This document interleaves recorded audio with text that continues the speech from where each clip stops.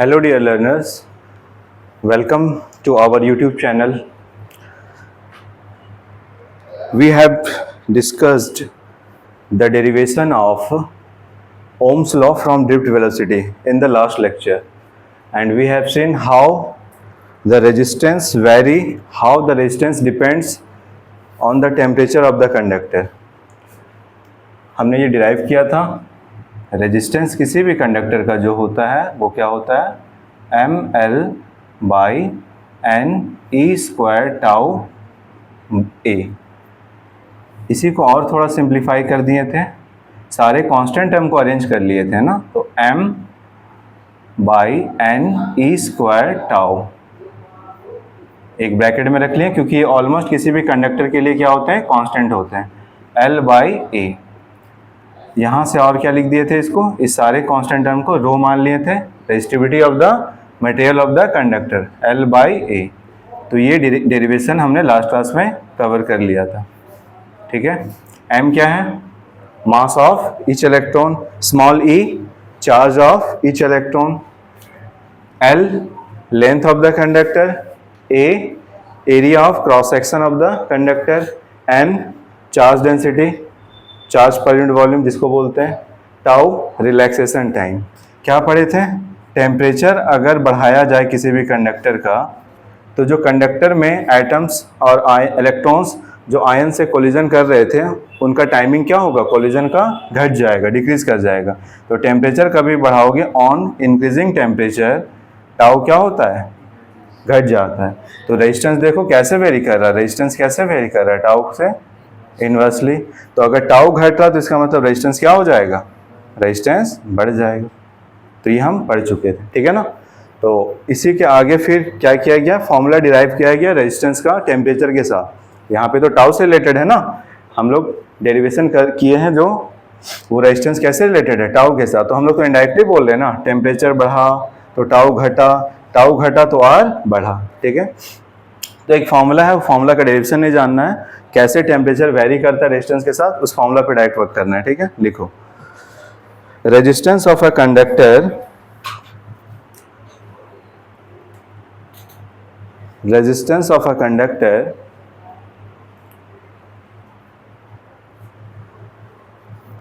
at any temperature, resistance of a conductor at any temperature is given by, resistance of a conductor at any temperature is given by R is equal to R naught 1 plus alpha delta T। R is equal to R naught 1 plus alpha delta T, where R naught क्या है, original resistance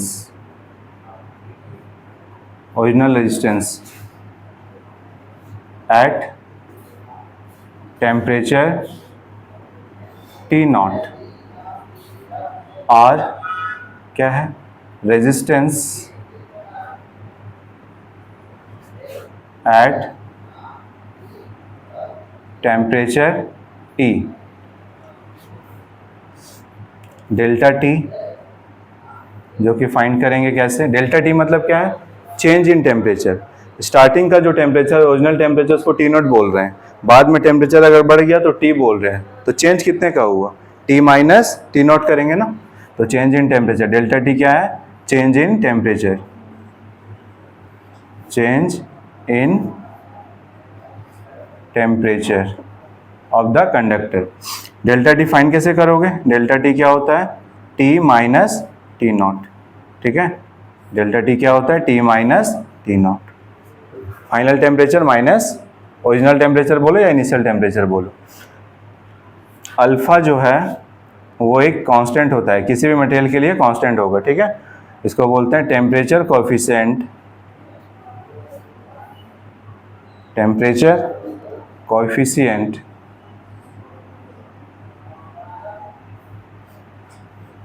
temperature coefficient of resistance of the conductor, temperature coefficient of resistance of the conductor. क्या होता है temperature coefficient of resistance, इसको समझेंगे। पहले ये देखो, ये फॉर्मूला देखो यहां से, रेजिस्टेंस किसी भी टेम्परेचर पे क्या होगा, तो वो क्या होगा, पहले रेजिस्टेंस क्या था आर नॉट, ओरिजिनल रेजिस्टेंस इसको बोल रहे, जो कि टेम्परेचर क्या था टी नॉट पहले था, ठीक है। और फिर क्या हुआ, आर कैसे वेरी करेगा टेम्परेचर के साथ, ये रिलेशन दिया हुआ है, इसी के अकॉर्डिंग वेरी होता है। अल्फा को बोलते हैं टेम्परेचर कोफिशिएंट। टेम्परेचर कोफिशिएंट ये बताता है किसी भी मटेरियल का, जैसे हम पढ़ चुके कि टेम्परेचर बढ़ाने से रेजिस्टेंस बढ़ता है, तो इसमें क्या चीज़ जानना जरूरी है कि 1 डिग्री टेम्परेचर बढ़ाने से रेजिस्टेंस कितना बढ़ता है। अगर यही चीज़ जान जाए तो पता नहीं चल जाएगा कितना टेम्परेचर बढ़ाने पे कितना बढ़ेगा, तो अल्फा वही है, समझ में आया। जैसे अगर हमको पता चल जाए कॉपर में 1 डिग्री टेम्परेचर बढ़ाने से, 1 डिग्री का सेल्सियस टेम्परेचर बढ़ाने से कॉपर में अगर रेजिस्टेंस इतना बढ़ जाता है 0.004 ओम हो जाता है, बढ़ जाता है, तो 2 डिग्री बढ़ाने से कितना होगा, मल्टीप्लाई कर लो। 3 डिग्री बढ़ाने से कितना होगा, मल्टीप्लाई कर लो। तो अल्फा वही है, और डेल्टा टी मतलब कितना डिग्री बढ़ाए, तो मल्टीप्लाई करेंगे पता चल जाएगा ना बढ़ के कितना आया, तो ओरिजिनल वाला में जोड़ देंगे तो आ जाएगा फिर, ठीक है। तो ये कुछ होता है, ठीक है। देखो यहाँ से हम लोग अल्फा डिराइव करना चाहते हैं। अल्फा कैसे बनाओगे, यहाँ से अल्फा का वैल्यू कैसे फाइंड करोगे, ये चीज जानना है ना।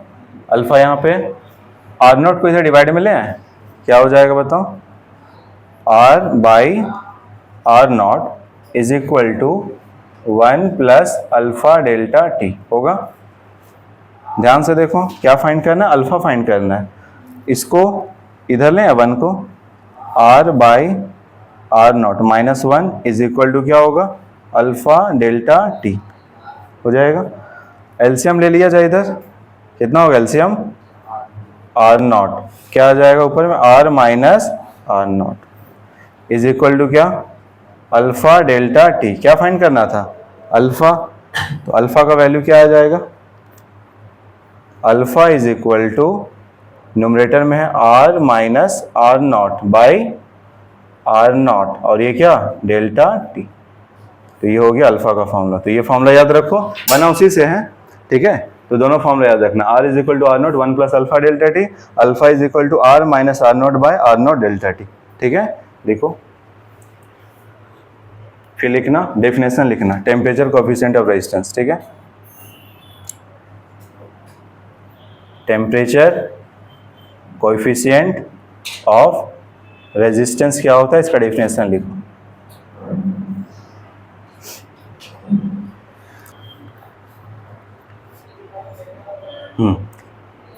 हेडिंग दे दिए, लिखो डेफिनेशन लिखो, temperature coefficient of resistance, it is defined as, it is defined as the increase in, it is defined as the increase in, it is defined as the increase in resistance, it is defined as the increase in resistance per unit original resistance, it is defined as increase in resistance per unit original resistance per unit, लिखे per unit original resistance, फिर से लिखो per unit rise in temperature, per unit rise in temperature, ठीक है। देखो ध्यान से देखो, यहाँ पे न्यूमरेटर में क्या है, आर माइनस आर नॉट है, तो ये क्या बता रहा है, आर माइनस आर नॉट, ये बाद का रेजिस्टेंस, ये पहले वाला रेजिस्टेंस, तो ये क्या बता रहा है, चेंज इन रेजिस्टेंस ही तो बता रहा है, मतलब रेजिस्टेंस कितना बढ़ा। तो ये क्या बोलोगे, इंक्रीज इन रेजिस्टेंस, बाई में रहता है उसको बोलते हैं per unit original resistance, per unit delta T मतलब क्या है, राइज इन टेम्परेचर, कितना टेम्परेचर बढ़ा, तो ये है कितना रेजिस्टेंस बढ़ा, per unit original resistance per unit rise in temperature, समझ में आया। चलो अब बात करते हैं एसआई यूनिट का। एसआई यूनिट क्या होगा इसका, ऊपर में बताओ क्या है, रेजिस्टेंस क्या आएगा, रेजिस्टेंस है तो ओम आएगा, नीचे क्या है रेजिस्टेंस, ओम आएगा। टेम्परेचर का एसआई यूनिट क्या होता है, केल्विन, केल्विन आएगा, कट जाएगा तो ऊपर जाए क्या हो जाएगा, केल्विन का पावर -1 पर केल्विन, याद रहेगा पर केल्विन, पर केल्विन। और अदर यूनिट का बात करें, अदर यूनिट और भी हो सकता है, क्या हो सकता है, डिग्री पर डिग्री सेल्सियस। क्यों बोल रहे हैं पर डिग्री सेल्सियस, केल्विन भी बोल सकते हैं, पर डिग्री सेल्सियस भी बोल सकते हैं, क्यों, क्योंकि यहाँ पे बताओ क्या है, चेंज इन टेम्परेचर। अगर सिर्फ टेम्परेचर होता तो फिजिक्स का कोई भी कैलकुलेशन हो तो टेम्परेचर हम लोग मैक्सिमम जगह क्या रखते हैं, केल्विन में रखते हैं, लेकिन चेंज इन टेम्परेचर है ना, तो चेंज कैसे, देखो यहाँ पे चेंज इन टेम्परेचर होने से ये फायदा हो जा रहा है ना।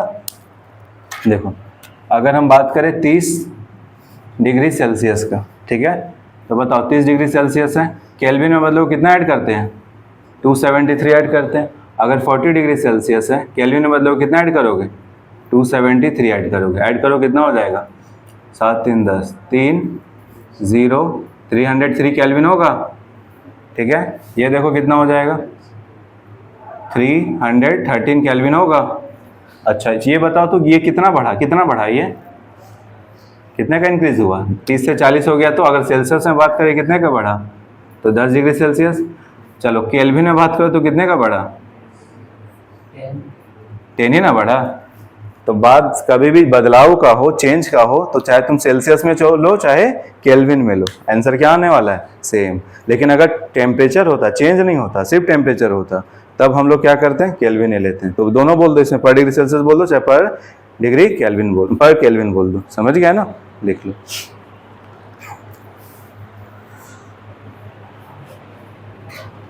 लिख लिया इसको, इसको नहीं लिखना है तो बस अंडरस्टैंडिंग के लिए।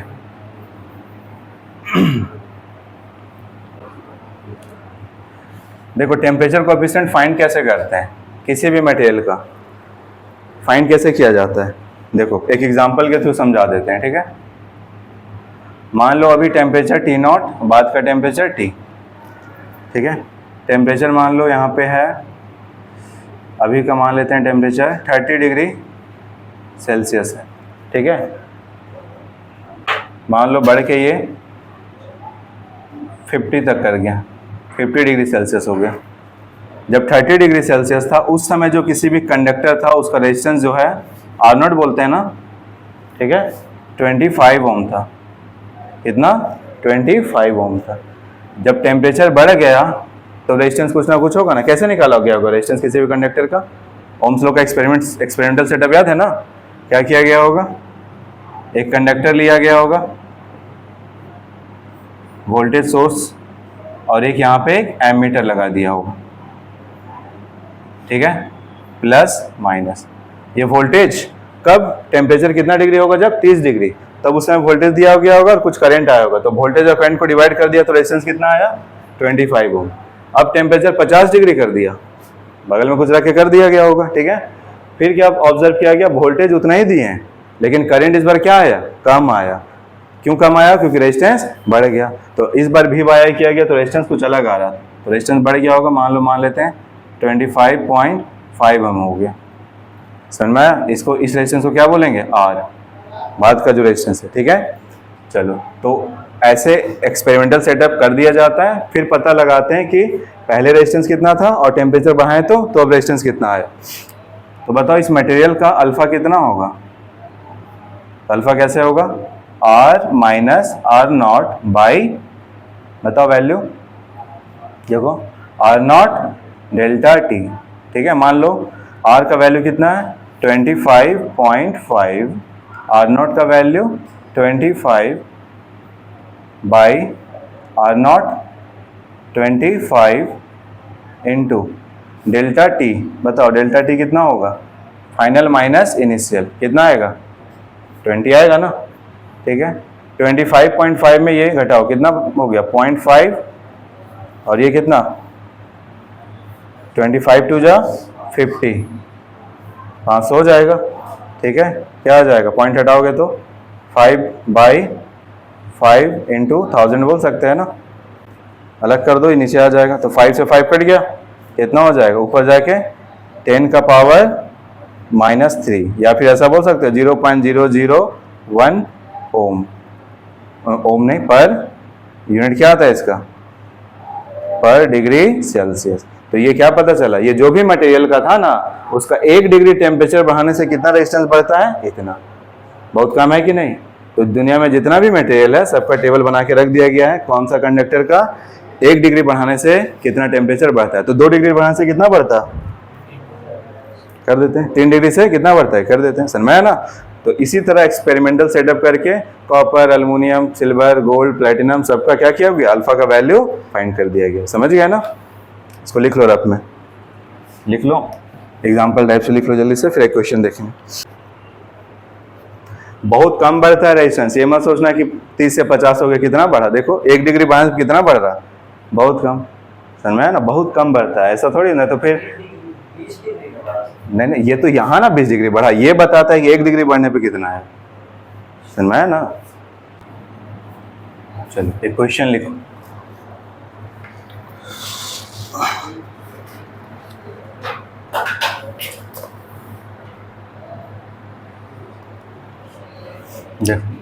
क्वेश्चन शॉर्ट में क्वेश्चन लिख दे रहे हैं, ठीक है। एक हीटिंग एलिमेंट था, हीटिंग एलिमेंट था, ठीक है, हीटिंग एलिमेंट है।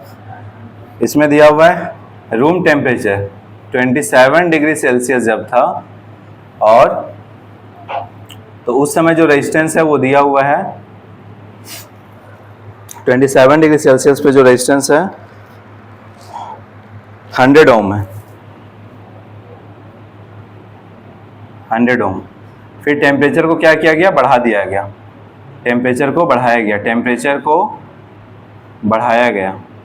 अब बढ़ा करके कितना किया गया ये नहीं पता, ठीक है, लेकिन जो रेजिस्टेंस है बाद में जो आ रहा वो आ रहा 117 ओम, ठीक है। और जिस भी मटेरियल से बना हुआ है उसका टेम्परेचर कोएफिशिएंट दे रखा है 1.7 इंटू 10 टू द पावर -4 पर डिग्री सेल्सियस। तो तुमको पूछा जा रहा है कि बताओ टेम्परेचर कितना होगा, कितना तक किया गया होगा, तब जाके रेजिस्टेंस 117 हो गया होगा, ठीक है। तो कौन सा फॉर्मूला यूज करोगे बताओ, क्या चीज फाइंड करना है, टेम्परेचर फाइंड करना है ना। अगर रेजिस्टेंस फाइंड करना होता तो बेहतर ये था, टेम्परेचर फाइंड करना है तो बेहतर ये भी नहीं है, ठीक है। तो इसमें से इजिली इधर तो ला सकते हो ना टेम्परेचर, इसमें से लाना डिफिकल्ट है, ठीक है ना। तो ये याद रखो, इसको इधर ले और अल्फा को नीचे भेज दो, ठीक है। चलो तो यूज करो, कोई फॉर्मूला यूज करो, देखो क्या होगा बताओ। अल्फा क्या है, R minus R0 by R0 delta T. तो बताओ इससे हम क्या लिख सकते हैं, डेल्टा टी का वैल्यू लिख सकते हो। डेल्टा टी का वैल्यू क्या होगा बताओ, डेल्टा टी इधर ले आते हैं, R minus R0 by R0 alpha लिख सकते हैं। आया हुआ क्वेश्चन है, बोर्ड में आया हुआ है, ठीक है।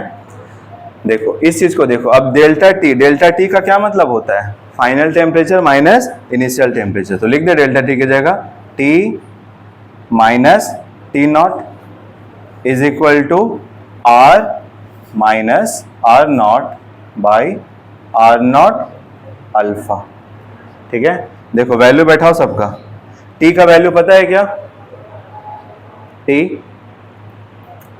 तो फाइंड करना है ना, फाइनल टेम्परेचर फाइंड करना, अननोन है, T रखो।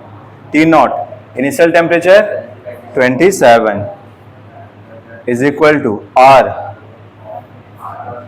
का value 117 minus R0 100 by R0 का वैल्यू 100 इंटू अल्फा, अल्फा का कितना है 1.7 इंटू 10 टू द पावर -4, ठीक है।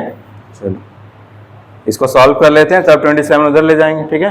क्या आ जाएगा ये, T minus 27 is equal to 117 minus 100 17 by, देखो तो ये क्या है 1.7 इंटू 10 का पावर बताओ, ये -4 है और ये 10 का पावर 2 है, तो 10 का पावर कितना बचेगा -2।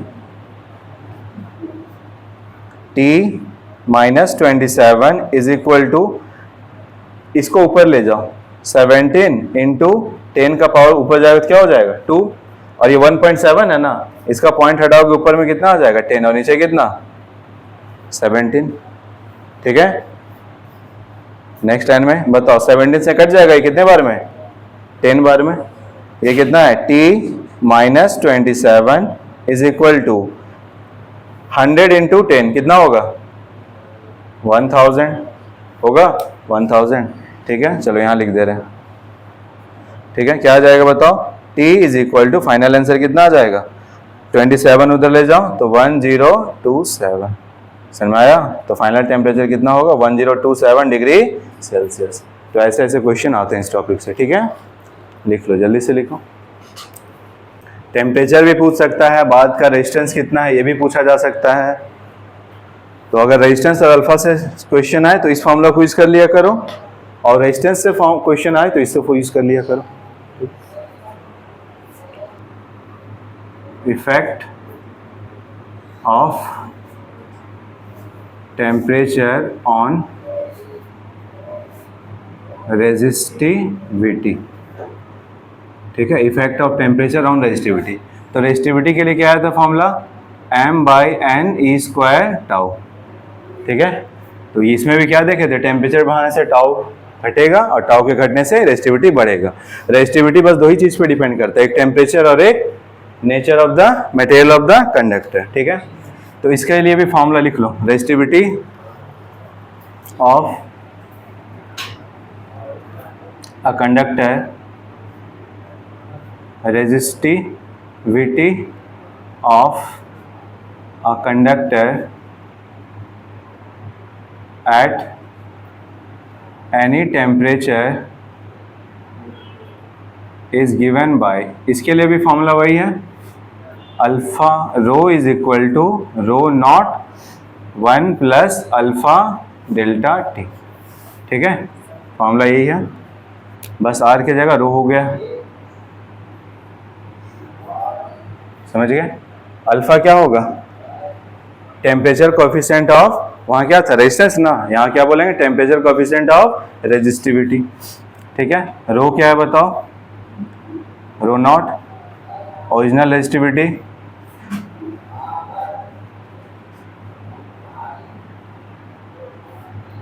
VT at temperature T nought. Rho क्या है resistivity at temperature T, delta T change in या increase in temperature, alpha temperature coefficient of resistivity. ठीक है, temperature coefficient of resistivity. Alpha का फॉर्मूला क्या आएगा, जैसे लास्ट फॉर्मूला में हम लोग देख चुके थे, अल्फा इज इक्वल टू क्या होगा, वहाँ रेजिस्टेंस था ना, तो rho minus rho nought by rho nought delta T. ठीक है, बस फॉर्मूला याद रखो। ठीक है, चलो अब कुछ ग्राफ्स हैं जो कि ज़्यादा इंपॉर्टेंट है इस टॉपिक से, जो ग्राफ आते हैं उनके बारे में पढ़ते हैं। ठीक है, लिखो resistivity versus temperature graph.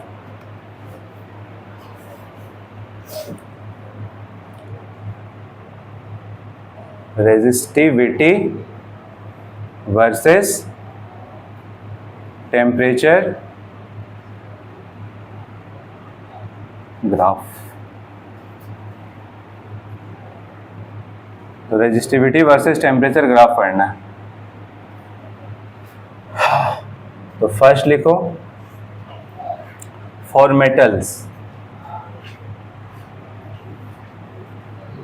Metals में क्या क्या आ जाएंगे बताओ, बढ़िया कंडक्टर कौन है, कॉपर, सिल्वर, अल्मोनियम, ये सब जो अच्छे कंडक्टर हैं। तो मेटल में क्या क्या आ जाएंगे, एग्जांपल लिखना चाहो तो कॉपर, सिल्वर,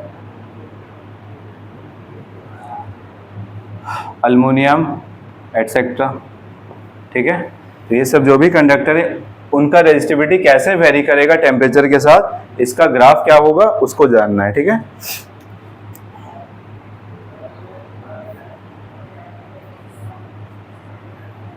इधर रहा टेम्परेचर, टेम्परेचर किस में लेंगे, केल्विन में, और ये रहा रेजिस्टिविटी, रेजिस्टिविटी का यूनिट क्या होता है, ओम मीटर, ओम मीटर, ठीक है। यहाँ पे बताओ टेम्परेचर कितना होगा, 0, तो बताओ क्या 0 केल्विन पे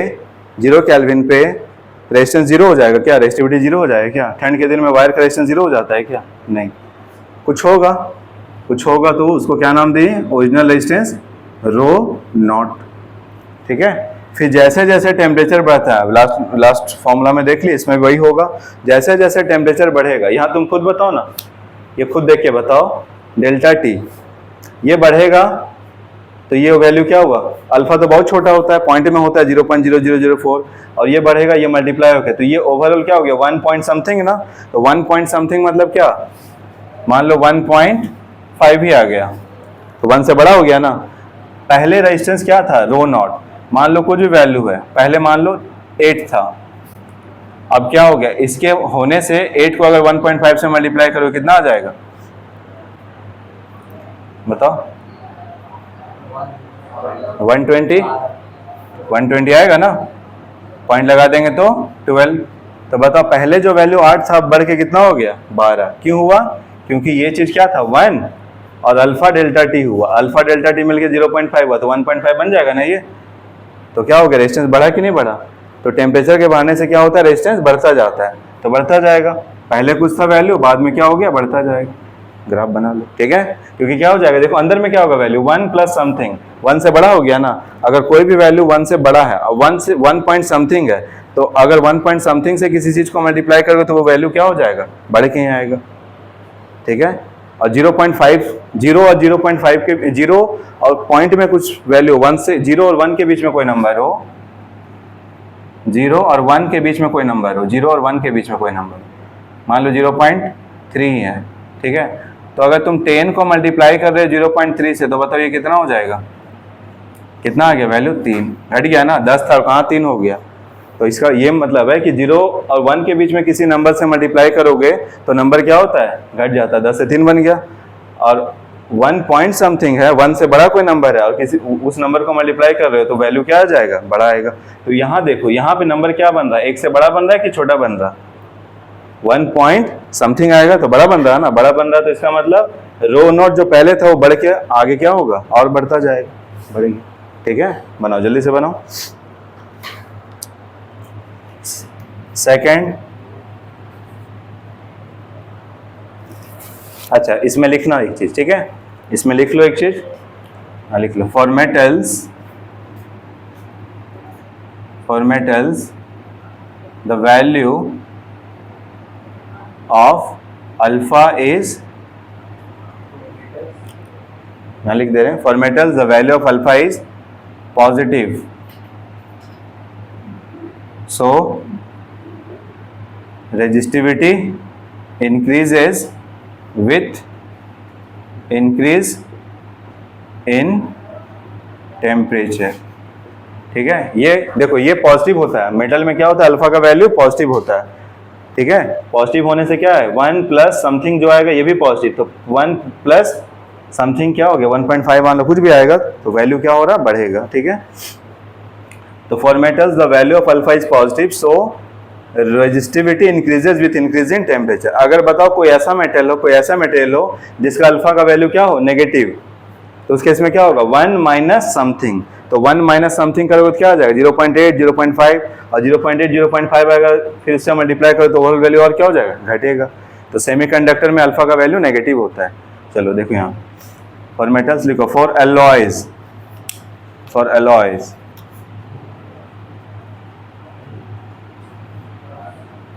एलॉयज, अच्छा एलॉय किससे बनता है, एलॉय किससे बनता है,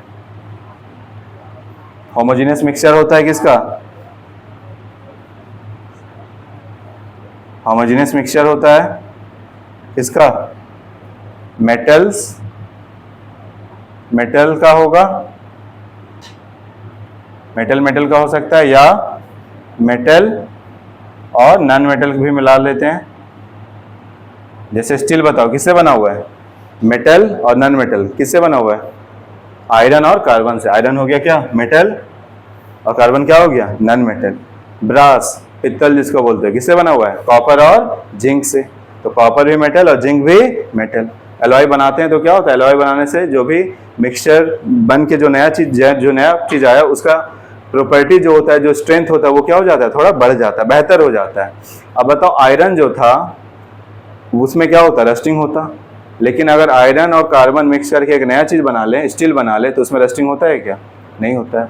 तो इसी तरह हम लोग अगर चाहते हैं कि मेटल का प्रॉपर्टी बढ़ जाए, स्ट्रेंथ बढ़ जाए, थोड़ा अच्छा हो जाए, तो हम लोग क्या करते हैं, एलॉय बनाते हैं। ठीक है, चलो एलॉय के केस में क्या होता है इसको जानते हैं। ठीक है, अच्छा कुछ कुछ एलॉय हैं जो पूछ लेते हैं एग्जाम में कभी कभी, जैसे filament of bulb, filament of bulb, filament of bulb. Bulb का फिलामेंट किससे बना हुआ है, किससे, टंगस्टन से। ठीक है, किसका एलॉय है देख लेना तुम, ब्रैकेट में लिख लेना। ठीक है, फिलामेंट ऑफ बल्ब। ठीक है, बताओ हीटर का जो कॉइल होता है, हीटर का कॉइल, ठीक है, वो किससे बना हुआ है, नाइक्रोम वायर। ठीक है, निकल, क्रोमियम और मैंगनीज यूज होता है। ठीक है, इसमें लिख दें, निकल होता है और मैंगनीज, मैग्नीशियम नहीं, मैंगनीज, और एक क्रोमियम होता है। ठीक है, चल, और एक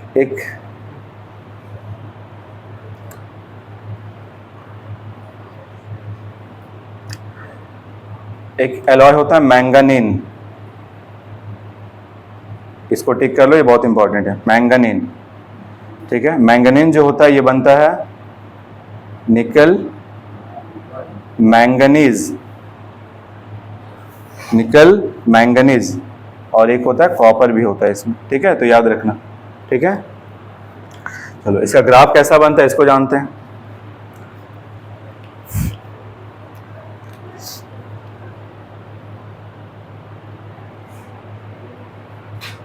देखो ग्राफ बना दे रहे। ठीक है, ये रहा टेम्परेचर केल्विन में, और ये रेजिस्टिविटी ओम मीटर में। ठीक है, देखो मेटल में देखो तो रेजिस्टिविटी क्या होता है, थोड़ा कम होता है, लेकिन जब एलॉय बन जाता है ना तो उसका रेजिस्टिविटी क्या होता है, 0 केल्विन पे ज्यादा होता है उसका। ठीक है, तो ये जो भी वैल्यू रखे हो तुम इससे थोड़ा ऊपर बनाना। ठीक है, और मेटल जो होता है उसमें टेम्परेचर बढ़ाने से रेजिस्टिविटी बहुत जल्दी बढ़ता है, क्योंकि उस केस में क्या होता है, अल्फा थोड़ा बड़ा होता है। ठीक है, इस केस में क्या होता है, अल्फा एलॉय जो बनता है ना उसका अल्फा का वैल्यू कम होता है, तो टेम्परेचर अगर बहुत भी बढ़ेगा ना तो ना के बराबर दिखेगा उसका इफेक्ट। मतलब इसका जो स्लोप है वो ज्यादा है, इसका जो स्लोप है वो कम। कम बनाना स्लोप, बहुत कम, हल्का। ठीक है, बनाओ जल्दी। इसमें ज्यादा होगा तो इसमें बहुत कम होगा, ये वैल्यू ज्यादा होगा। ठीक है, ये वैल्यू ज्यादा रखना इससे, मेटल से। ठीक है, इसको रो नॉट लिखो जल्दी, लिख लो इसमें, for alloys the value of alpha is positive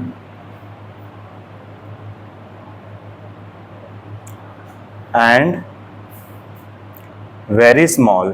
positive होता है अल्फा का वैल्यू, लेकिन बहुत छोटा होता है। बहुत छोटा का क्या मतलब है, 0.000004, और उसको तुम टेम्परेचर से मल्टीप्लाई भी कर दो तो वो क्या होगा, 0.00 नहीं बढ़ा, बहुत कम बढ़ने वाला है ना। For alloys the value of alpha is positive and very small, सो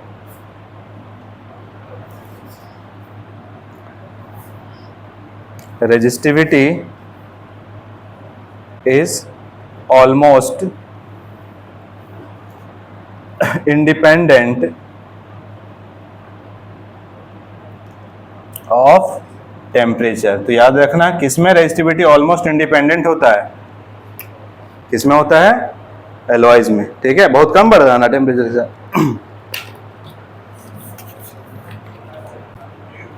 से लिखो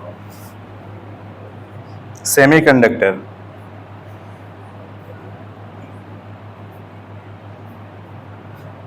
सेमीकंडक्टर कुछ ऐसे सॉलिड्स होते हैं, ऐसे सब्सटेंस हैं जो क्या होते हैं, इंसुलेटिंग बिहेवियर भी शो करते हैं, इंसुलेटर के जैसा भी बिहेव करते हैं और कंडक्टर के जैसा भी बिहेव करते हैं। ठीक है,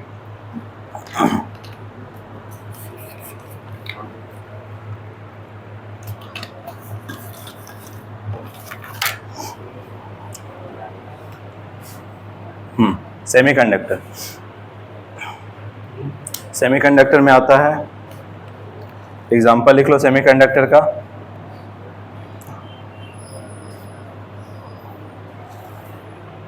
सिलिकॉन हो गया, जर्मेनियम हो गया, इन सब से बनता है। ठीक है ना।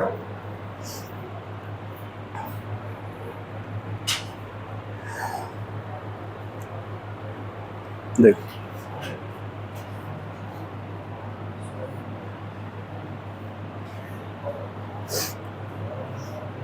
टेम्परेचर केल्विन में और रेजिस्टिविटी ओम मीटर में।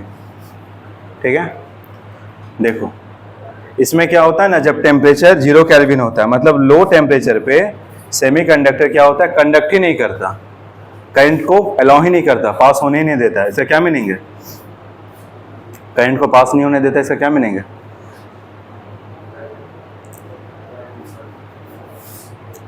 करंट कब पास नहीं होगा, जब रेजिस्टेंस बहुत हाई होगा, very high.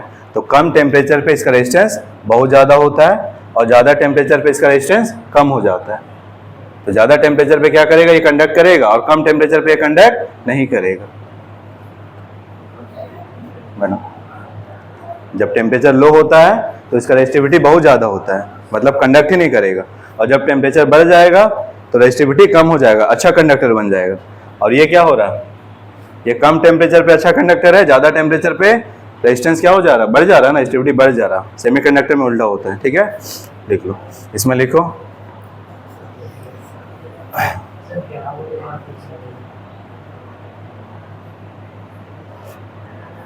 For semiconductor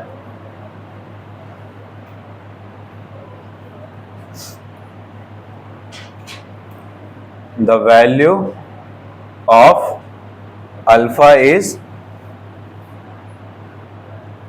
negative, so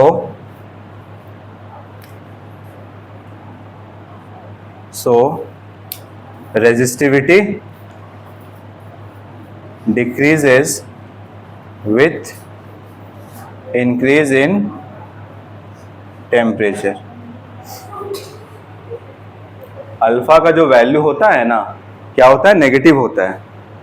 तो टेम्परेचर के बढ़ने से क्या होगा, 1, ये माइनस हो गया ना, 1 माइनस समथिंग होगा, तो 1 माइनस समथिंग हो गया, तो बताओ ये वैल्यू किस में आ जाएगा, पॉइंट में आ जाएगा। तो पहले जो भी वैल्यू है पॉइंट से मल्टीप्लाई करोगे तो वैल्यू क्या होने लगेगा, घटने लगेगा। तो जो सेमीकंडक्टर होता है वो 0 केल्विन पे उसका रेजिस्टिविटी बहुत ज़्यादा होता है, तो वो कंडक्ट ही नहीं करेगा, रेजिस्टेंस बहुत ज़्यादा, रेजिस्टिविटी बहुत ज़्यादा, कंडक्ट नहीं करेगा। जैसे जैसे टेम्परेचर बढ़ाते जाओगे तो रेजिस्टिविटी क्या हो गया, घट गया, क्योंकि ये माइनस होकर वैल्यू घटने लगेगा ना, तो घटने लगेगा तो ये वैल्यू क्या हो जाएगा, बहुत छोटा हो जाएगा, 0.2 हो गया, बहुत छोटा हो गया, बहुत छोटा हो गया, तो ओवरऑल वैल्यू क्या हो जाएगा, कम आ जाएगा, और उस केस में क्या हो जाएगा, कंडक्शन इसमें स्टार्ट हो जाएगा। ठीक है, ठीक है, समझ गए। तो ये हो गया, इस चैप्टर पूरा फिनिश हो गया। ठीक है, करंट इलेक्ट्रिसिटी यहीं तक पढ़ना था। इससे रिलेटेड न्यूमेरिकल जो हैं अगले क्लास में हम लोग देखेंगे और फिर कंप्लीट हो जाएगा चैप्टर फिर।